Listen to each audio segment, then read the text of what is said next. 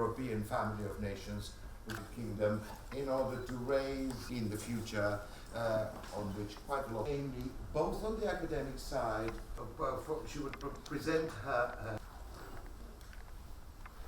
Well, as it was said rightly, Sarkozy and Medvedev go wrong, and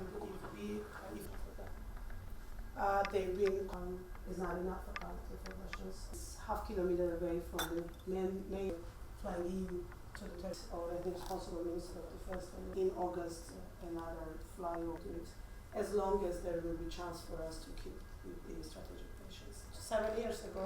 საქართველოს განსაკუთრებით ინტერესი ჯენს სოფლიოსთვის არა მხოლოდ იმიტომ რომ ეს არის რეგიონში გამორჩეული ქვეყანა საკუთარი მისწრაფებებით დემოკრატიული ღირებულებებისადმი ერთგულებით, არამედ იმიტომაც რომ სტრატეგიულად ის ევროპის ენერგოუსაფრთხოებისთვის კრიტიკული მნიშვნელობის მატარებელია. სტრატეგიული მნიშვნელობა აქვს საქართველოს უსაფრთხოებას, განსაკუთრებით საქართველოს უსაფრთხოებას ენერგო დერეფნის კონტექსტში, იმ რკინიგზის კონტექსტში, რომელიც ჩინეთს ევროპასთან დააკავშირებს, მომავალი შესაძლებლობების კონტექსტში, რასაც ირანთან დასავლეთ ევროპის და ამერიკის შეერთებული შტატების მხრიდან შეთანხმების მიღწევის პირობებში შეიძლება ელოდებოდეს სამყარო. ეს არის მიზეზიც და შედეგიც ყველა იმ პრობლემის ალბათ რომელიც საქართველოს თავს დაატყდა აგრესიის რომელიც სახეზია გამომდინარე იქიდან რუსეთისთვის სრულიად წარმოუდგენელი და დაუშვებელია როგორც ჩანს რომ მისი კონტროლის მიღმა არსებობდეს ასეთი თავისუფლების დერეფანი არსებობდეს ტერიტორია სადაც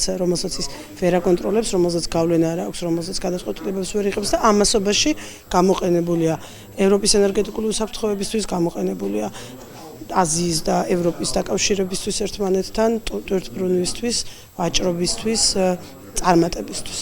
შესაბამისად, ყველას ინტერესიც, როგორც რუსეთის ინტერესია ნათელი და ცალსახა ამ შემთხვევაში, ასეთივე ნათელი და ცალსახა უნდა იყოს ჩვენი პარტნიორების და იმ ქვეყნების ინტერესები, რომელიც მოსარგებლე არიან ამ თავისუფლების დერეფნით. ბუნებრივია ეს ერთ-ერთი არგუმენტი არის ჩვენს ხელში, რომელიც რაც შეიძლება ხმამაღლა ყველა ფორუმზე მაქსიმალურად უნდა გამოვიყენოთ იმისათვის, რომ პრაქტიკული მიზეზი ვაჩვენოთ, რატომ უნდა იდგნენ საქართველოს გვერდში. გარდა იმ დიდი მიზნებისა, რომელიც დემოკრატიის, ევროპული მისწრაფებების და ერთიანი ევროპული ოჯახის გაფართოების უკან დგას. ძალიან კმაყოფილი ვარ, რომ დღეს აქ საქართველოს თავდაცვის მინისტრს მასპინძლობთ. მინისტრის გამოსვლა ძირითადად საქართველოს უსაფრთხოების, ევროკავშირთან და ნატოსთან ურთიერთობის საკითხებს შეეხო. მინისტრმა შეგვახსენა რუსეთის მხრიდან მიმდინარე საფრთხე და ღიად ისაუბრა უკრაინაში განვითარებულ მოვლენებსა და საქართველოს დაძაბულ ურთიერთობაზე რუსეთთან. ვფიქრობ, მინისტრმა ძალიან საინტერესო და საჭირო საუბარი ჰქონდა აქ ლონდონში, რომელიც ნამდვილად მნიშვნელოვანი ადგილია თავდაცვისა და უსაფრთხოების საკითხების განხილვისთვის. გაერთიანებული სამეფო ნატოს ერთ-ერთი წამყვანი მეკავშირია. ვფიქრობ, ლონდონიდან მსოფლიოს სხვა ქვეყნებისთვის მთავარი გზავნილის მიწოდება ბევრად ადვილია. საქართველოს თავდაცვის მინისტრის გამოსვლის მთავარ გზავნილად კი მახსენდება მისი სიტყვები, რომ საქართველო ნატოსა და ევროკავშირის წევრობას იმსახურებს და არც ერთ მესამე ქვეყანას, განსაკუთრებით რუსეთს, საქართველოს მისწრაფებაში ჩარევის უფლება არ აქვს. ნატო და ევროკავშირი უნდა ხედავდნენ თუ როგორ ფიქრობენ საქართველოსთან სამომავლო თანამშრომლობას.